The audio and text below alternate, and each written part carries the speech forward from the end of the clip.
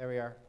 After Jesus helps the demoniac, he then has an encounter with someone who has been in desperate need of help and healing.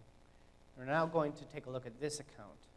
So picking up from where we left off in verse 21 of Mark chapter 5. When Jesus had again crossed over by boat to the other side of the lake, a large crowd gathered around him while he was by the lake. Then one of the synagogue rulers, named Jairus, came there. Seeing Jesus, he fell at his feet and pleaded earnestly with him. "My little daughter is dying. Please come and put your hands on her so that she will be healed and live." So Jesus went with him. A large crowd followed and pressed around him, and a woman was there who had been subject to bleeding for 12 years. She had suffered a great deal under the care of many doctors and had spent all she had. Yet, instead of getting better, she grew worse.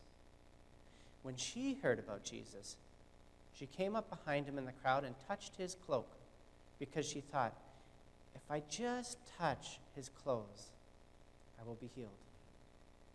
Immediately her bleeding stopped, and she felt in her body that she was freed from her suffering. At once, Jesus realized that power had gone out from him. He turned around in the crowd and asked, "Who touched my clothes?" "You see the people crowding against you," his disciples answered, "and yet you can ask, 'Who touched me?'" But Jesus kept looking around to see who had done it. Then the woman, knowing what happened to her, came and fell at his feet and, trembling with fear, told him the whole truth. He said to her, "Daughter, your faith has healed you. Go in peace and be freed from your suffering." So here we have an account of two people in need. Jairus, an important man used to being in control and having the means to fix his problems. And we're going to take a closer look at him a little later.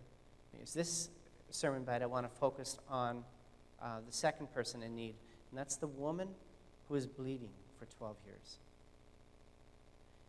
To understand how serious this is, we need to first understand the culture in which this takes place. To the Jewish people and to God, blood was life.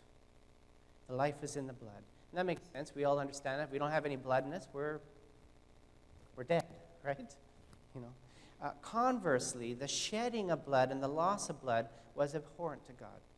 Such that blood, especially human blood, spilled or shed that touched someone, made that person unclean before God. And as long as you were unclean, you couldn't approach God.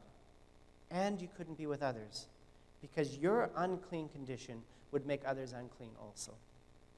Just by touching them, even accidentally, they would become unclean.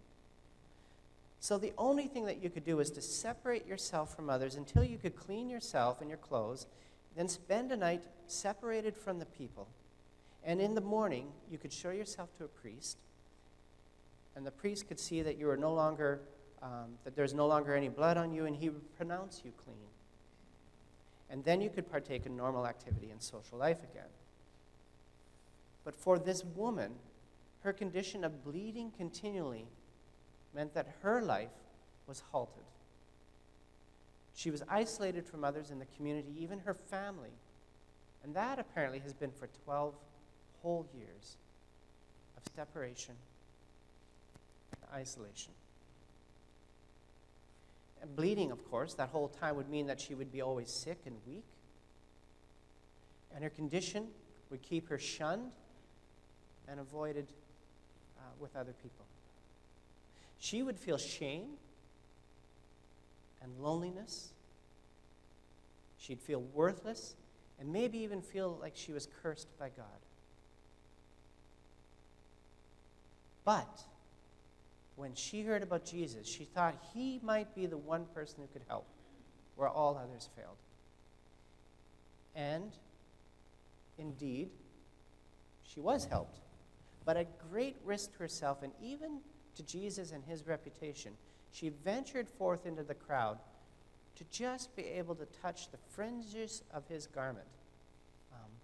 Now, this was something that was understood to be a prophetic thing, because in Malachi chapter 4, verse 2, it says, "But for you who revere my name, the Son of Righteousness will rise with healing in its wings, and you will go out and leap like calves released from the stall." This was believed to be prophecy about the Messiah, that when the Messiah would come, there'd be healing in his wings. Now, wings was the same word that was used for those tassels at the end of the prayer shawls. So it would be healing in the tassels would also be another way to look at that. So she just wanted to touch the tassel of his garment in order to receive healing at that time. Thus, her faith plus her action led to healing and change and restoration in her life. Perhaps you have a testimony that looks more like this. You have a story where Jesus has healed you, or where he's restored you to value and worth, where you felt worthless and of no value. Maybe where he's removed your shame, where he might have given you, where you now have hope again. If so, I'd like to invite you now to come and share your testimony.